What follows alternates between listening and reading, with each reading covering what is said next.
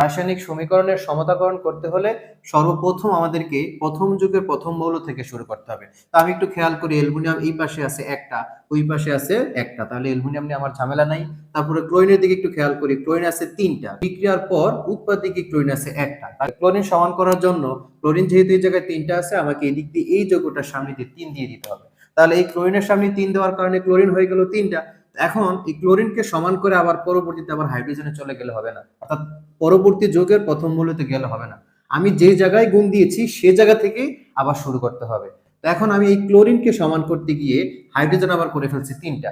তাহলে হাইড্রোজেন যে তিনটা করলাম, এখানেও আছে তিনটা, তাহলে হাইড্রোজেন টোটাল হয়ে গেল কয়টা? ছয়টা। তো এই পাশে একটু আসি, এই পাশে হাইড্রোজেন আছে কয়টা? দুইটা। তাহলে এই পাশে হাইড্রোজেনকে আমাকে সমান করতে হলে তার সামনে দিয়ে আমাকে কি করতে হবে? 3 দিয়ে গুণ দিতে হবে। তাহলে এই 3 দুগুণা কত হবে? 6টা হাইড্রোজেন হয়ে যাবে। তাহলে হাইড্রোজেন সমান হয়ে গেল। অক্সিজেন আবার কয়টা হয়ে গেছে? তিনটা। তাহলে ওই পাশে অক্সিজেন কয়টা আছে দেখি? এই যে অক্সিজেন ওই পাশে আছে তিনটা। তাহলে উভয় পাশে বর্তমান এটা সমাদরিত হয়ে গেল।